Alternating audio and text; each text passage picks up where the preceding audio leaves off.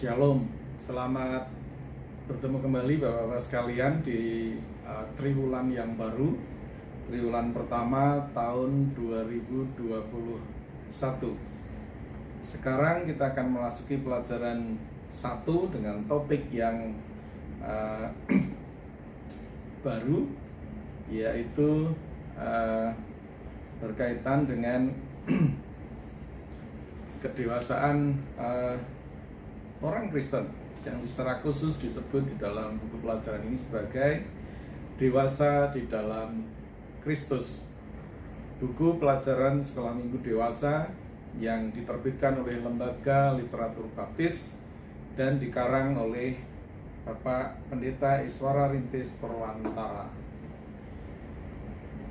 Kali ini kita akan memasuki pelajaran 1 yang diberi judul mengenal satu-satunya Injil yang benar, di mana perikopnya diambilkan dari Galatia pasal 1 ayat 6 sampai dengan 10.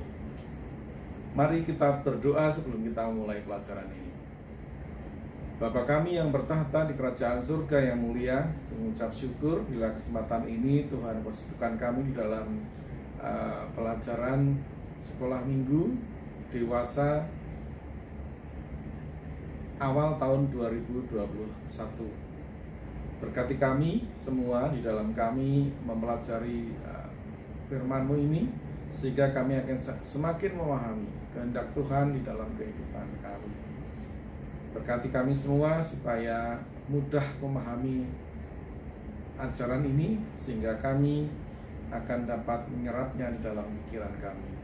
Dalam nama Tuhan Yesus Kristus kami berdoa dan mengucap syukur. Amin.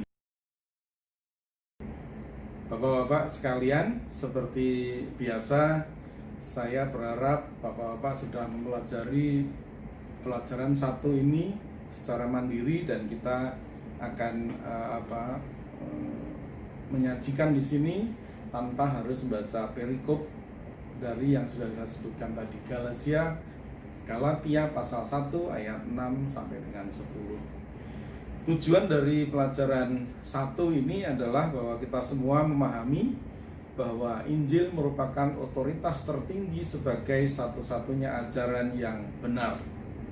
Yang kedua, kita semua meyakini bahwa otoritas Injil merupakan satu-satunya ajaran yang benar. Kemudian yang ketiga, kita semua akan memahami dan dapat membandingkan ajaran Injil yang benar dengan ajaran yang bertentangan dengan Injil. Sebagai pendahuluan, mungkin Bapak sekalian pernah memperhatikan mengenai format persuratan, baik di kantor, pribadi, sejak zaman kita sekolah dulu sampai sekarang.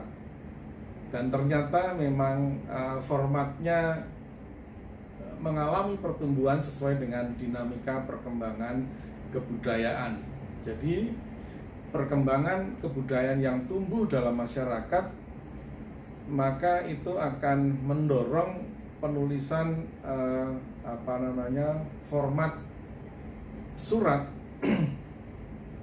yang berlangsung di dalam kehidupan sehari-hari. Dari dulu pola yang sangat sederhana menjadi pola yang berlaku sekarang, baik surat untuk yang formal maupun surat yang informal. Kita di dalam menulis konten atau format surat itu pasti mengikuti pola yang disepakati oleh masyarakat sekarang ini.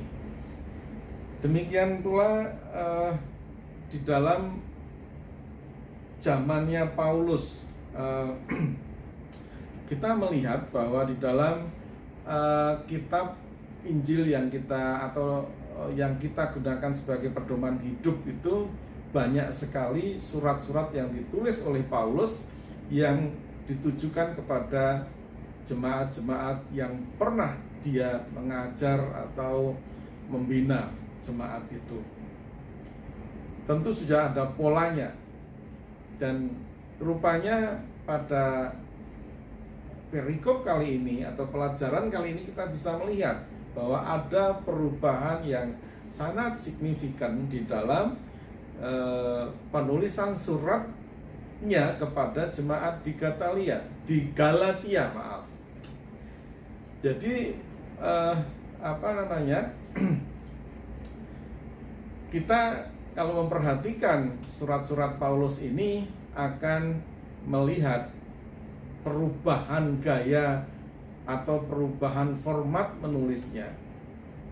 Mungkin kalau saya sajikan secara pribadi mengatakan bahwa kalau biasanya didahului dengan salam-salam yang baik kepada jemaat, sekarang ada sesuatu pertanyaan yang menjadi bahasan kita pada kali ini.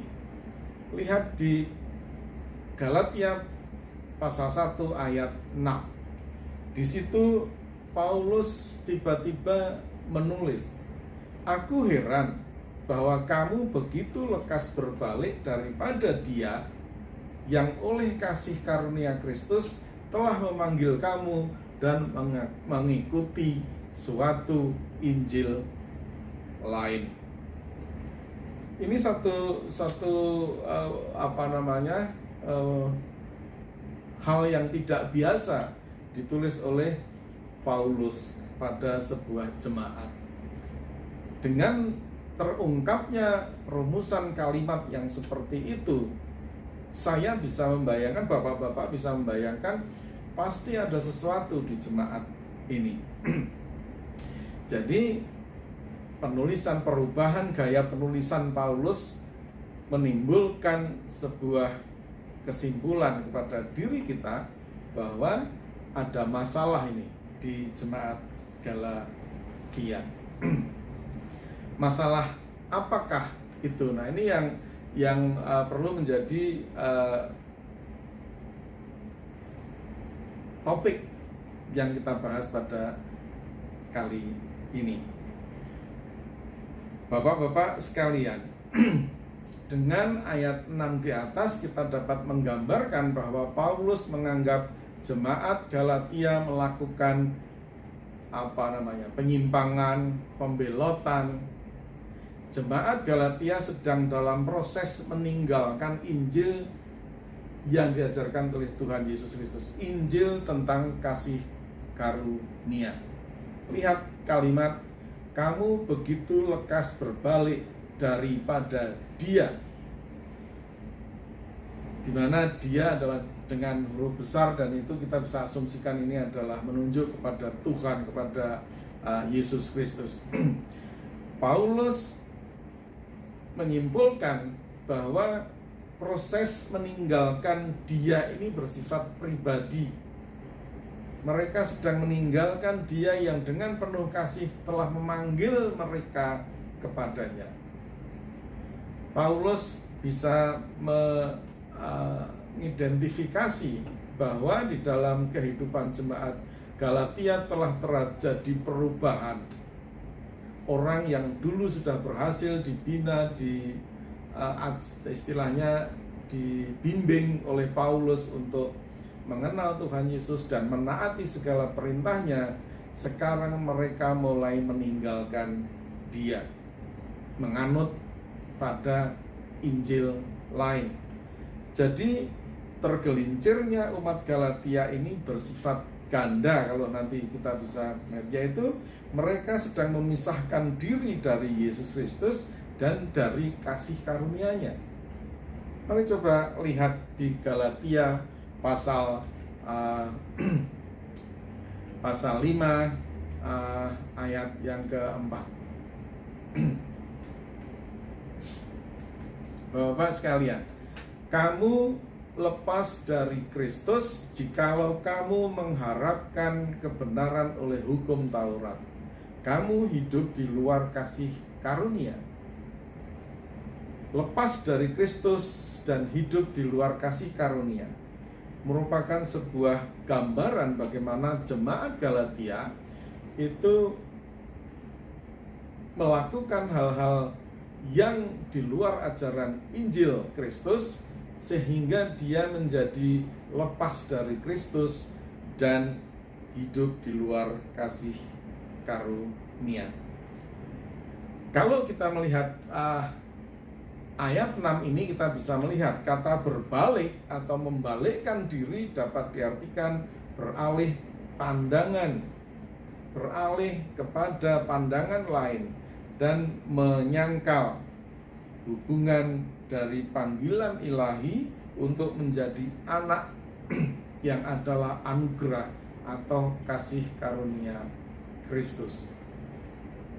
Jadi masalah yang dihadapi oleh atau yang sedang terjadi di jemaat Galatia adalah banyak jemaat yang berbalik dari ajaran Injil Kristus.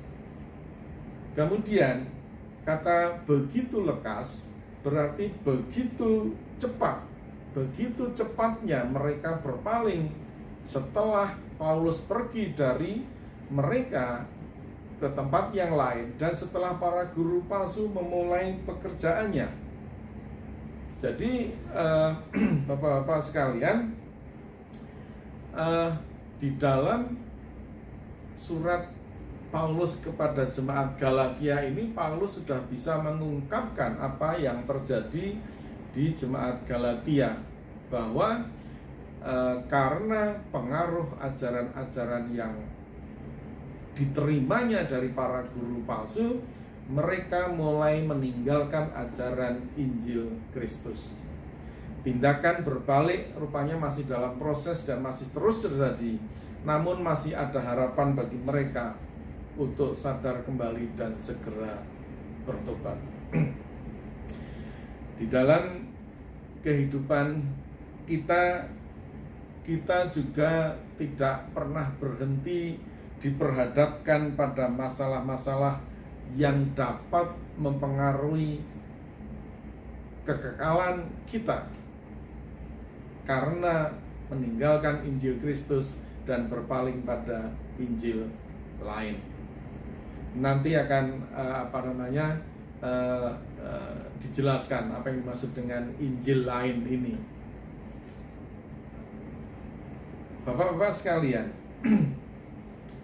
kenapa bisa terjadi bahwa orang-orang Galatia, jemaat Galatia ini terpengaruh oleh Injil lain? Apakah Injil lain itu? Jadi Bapak-bapak sekalian, kita bisa menangkap sementara bahwa di dalam proses perubahan beralih kepada Injil lainnya ini ada dua faktor. Yang pertama adalah orang yang bersangkutan, jemaat yang bersangkutan, atau yang kedua dan yang kedua adalah pengaruh dari luar. Coba mari kita lihat ayat yang ke-7. Bapak bisa melihat di sana kata-kata ada orang yang mengacaukan kamu.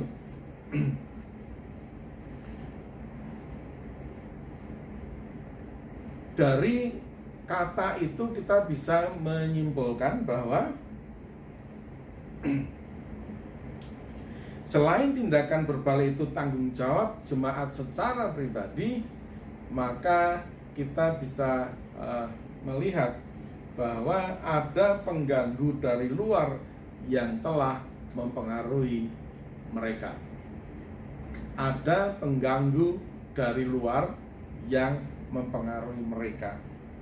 Nah, kita perlu memahami pengaruh atau pengganggu-pengganggu dari luar ini, siapa saja yang mempengaruhi jemaat Galatia. Salah satunya adalah orang Kristen berlatar belakang Yahudi yang tidak senang Paulus mengajarkan kekristenan kepada orang non-Yahudi. Tidak tahu alasannya mengapa, tetapi mereka tidak suka terhadap apa yang sudah dilakukan Paulus kepada jemaat Galatia, sehingga orang-orang Kristen keturunan Yahudi ini berusaha mempengaruhi orang-orang non-Yahudi supaya dia merasa dianggap bisa sebagai satu komunitas dengan gereja-gereja yang ada pada waktu itu. Mereka diberi syarat-syarat tambahan yang harus dipenuhi oleh orang-orang non-Yahudi untuk menjadi anggota gereja atau untuk mempelajari masalah kekristenan pada saat itu. Sehingga orang-orang Yahudi menetapkan aturan-aturan yang baru yang tidak diatur di dalam ajaran Injil Kristus. Mereka mendesak supaya orang Kristen dan Yahudi diyahudikan lebih dahulu, istilahnya, dan dengan disunat dan menjadi Yahudi secara resmi. Saya membayangkan bahwa mereka harus mengikuti tata cara tradisi Yahudi untuk bisa dianggap menjadi sebagai satu anggota komunitas Kristen atau jemaat gereja di Galatia pada saat itu. Padahal Paulus mengajarkan Injil Kristus yang tidak mengharuskan mereka, orang-orang non-Yahudi ini, untuk melakukan itu. Sehingga dengan demikian kaum Yahudi ini berusaha untuk mengajarkan Injil lain yang bukan Injil Kristus, Injil yang menyangkal Kristus dan anugerah yang diberikan kepada, atau yang akan diberikan kepada jemaatnya. Ajaran-ajaran yang demikian ini akan menghambat apa yang dilakukan oleh Paulus untuk memperkenalkan Injil kepada setiap orang. Orang Kristen keturunan Yahudi berusaha membelenggu orang Kristen non-Yahudi dengan aturan-aturan tambahan yang dibuatnya, yang seolah-olah menjadi aturan yang resmi, padahal itu menyimpang dari Injil Kristus. Bapak-bapak sekalian, yang ingin dijelaskan juga di dalam pelajaran ini berkaitan dengan istilah Injil lain. Saya pertamanya juga bertanya, Injil lain, memang ada Injil lain? Dan ternyata dibuktikan sebetulnya Injil itu hanya satu, yaitu Injil Kristus. Kalau Paulus menggunakan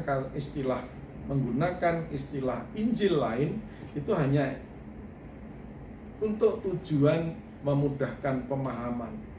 Karena di dalam kenyataannya betul-betul tidak ada Injil lain yang bisa membawa kekekalan dan dapat dipilih-pilih, Injil A, Injil B, Injil C. Yang ada hanya satu, yaitu Injil Kristus. Dengan kata lain, istilah Injil lain ini bermaksud untuk menjelaskan mengenai ajaran-ajaran yang ditambahkan oleh orang dari ajaran Injil Kristus yang sudah kita yakini sebagai firman Tuhan. Sehingga perlu kita pahami bersama, Bapak sekalian, tidak ada Injil lain. Yang ada Injil Kristus yang kita anggap sebagai, yang kita yakini sebagai firman Tuhan.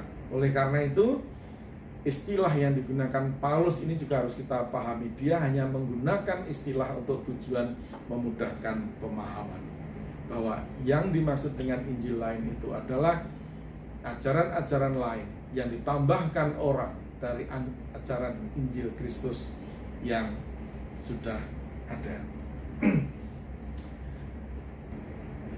Dari ayat 8 dan 9 perikop yang kita pelajari pada kali ini, kita juga dapat pelajaran bagaimana Paulus sangat gigih membela kemurnian Injil Kristus, sehingga dia sangat mengecam guru-guru palsu yang mengajarkan Injil dengan ayat-ayat tambahan yang mereka buat yang mereka sesuaikan dengan kehidupan tradisi mereka, yaitu tradisi orang Yahudi. Paulus sangat menentang itu dan dia sangat gigih mempertahankan atau membela kemurnian ajaran Injil Kristus itu.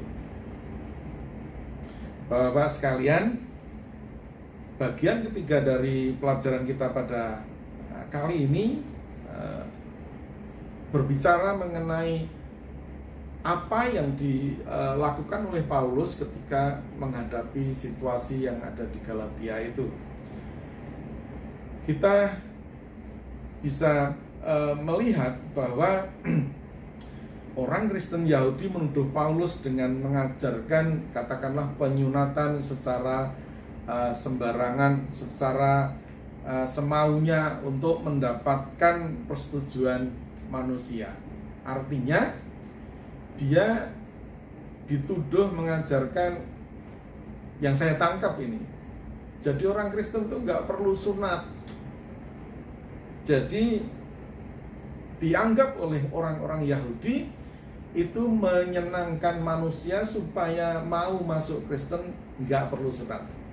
Bahasa sekarang yang saya tafsirkan adalah seperti itu. Tetapi Paulus menegaskan bahwa dia tidak mempunyai maksud lain selain menyenangkan Allah. Karena kalau tidak menyenangkan Allah, ia tidak lagi akan dianggap sebagai hamba Allah. Bapak sekalian, di dalam pelajaran kita yang lalu, kita sudah mengenal bagaimana Paulus sangat kuat, mempunyai niat yang kuat sekali untuk mengajarkan pelajaran yang diberikan oleh Tuhan Yesus ini di dalam kepada semua orang. Paulus tidak pernah mengajarkan semacam kompromi antara ajaran Injil dengan sesuatu yang bukan atau yang bertentangan dengan Injil. Jadi tidaklah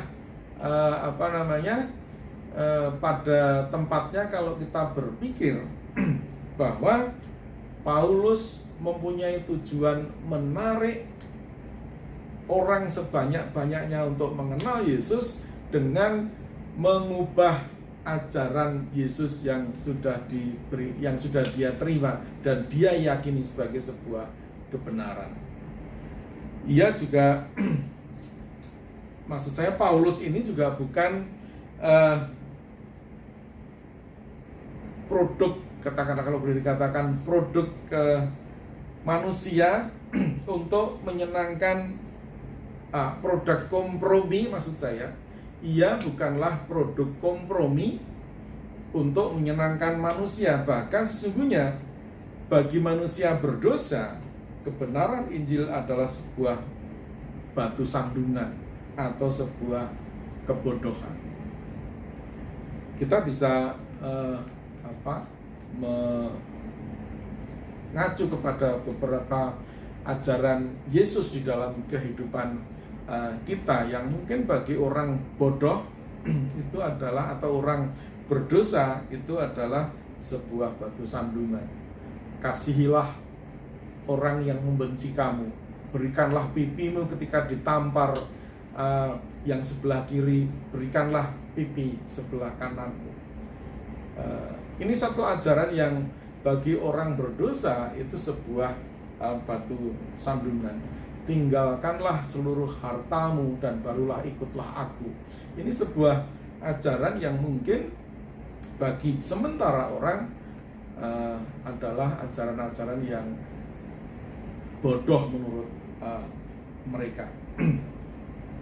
Jadi perlu dipahami juga bahwa motif pengajaran Injil adalah bukan untuk mendamaikan manusia dengan manusia supaya manusia senang, tetapi mendamaikan manusia yang berdosa dengan Allah. Jadi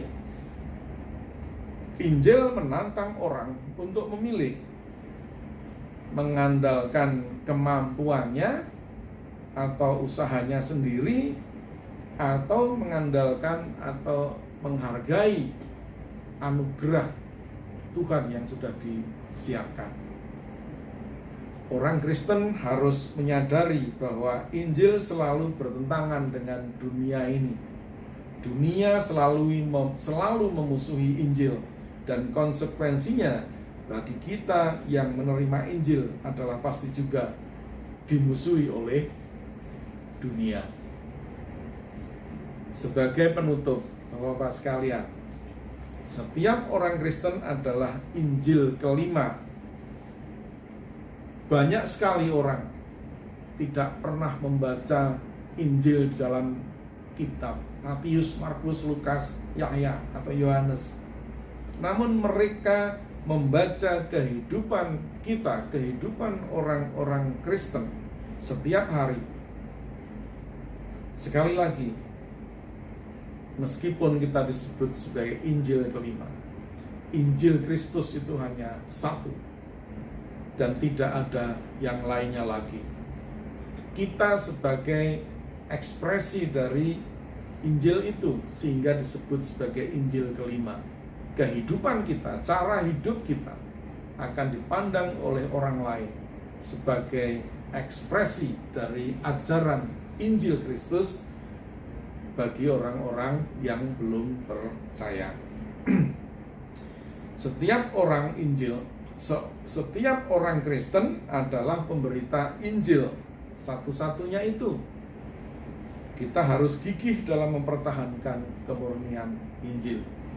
Jangan pernah kita mengajarkan Injil dengan ditambah-tambahi ditambah-tambah pengetahuan kita, pemahaman pribadi kita, sehingga menjadi tidak murni lagi. Dan kalau sampai demikian, Bapak bisa mencoba membaca Wahyu pasal 22 ayat 18 dan 19. Apa yang dihadapi oleh orang yang menambahkan atau mengurangkan ajaran Injil Kristus itu satu huruf pun, bahkan satu pengertian pun. Bapak-bapak bisa membuka Wahyu 22 ayat 18 sampai dengan 19. Sebagai para pemberita Injil, kita harus ingat, kehormatan untuk memberitakan Injil tidak memberikan kita hak untuk mengubah isinya, menambah atau mengurangi isinya. Itu Bapak-bapak sekalian, pelajaran kita yang pertama untuk triwulan 1 ini. Kiranya Tuhan memberkati kita semua untuk memahami apa yang dikehendaki Tuhan di dalam pemahaman kita terhadap Injil yang kita anggap sebagai firman Tuhan itu. Dengan demikian, selesailah sudah pelajaran kita. Saya berharap Bapak-bapak bisa memberikan diskusi atau tambahan tanggapan berkaitan dengan pelajaran kita hari ini. Dan sebagai bahan diskusi, Bapak-bapak silakan memberikan contoh tambahan. Apakah yang dimaksud dengan Injil lain yang mungkin diajarkan atau ditawarkan oleh orang-orang Kristen masa kini? Yang kedua, bagaimana caranya menghadapi orang-orang yang menawarkan Injil lain tersebut apabila kita bertemu dengan mereka? Saya kira demikian. Tuhan memberkati Bapak-bapak semua, dan mari kita tutup dengan berdoa. Bapa di surga, terima kasih atas waktu singkat ini untuk kami belajar bersama mengenai firman Tuhan, agar kami paham mengenai satu-satunya Injil di dalam kehidupan kami sebagai orang Kristen. Ajarkanlah kami untuk dapat memahaminya, sehingga kami akan mampu apabila kami mendapatkan tambahan-tambahan yang tidak sesuai dengan kehendak Tuhan, tidak sesuai dengan Injil Kristus dalam kehidupan kami. Sehingga kami akan mampu untuk menjaga kemurnian Injil itu untuk kehidupan kami.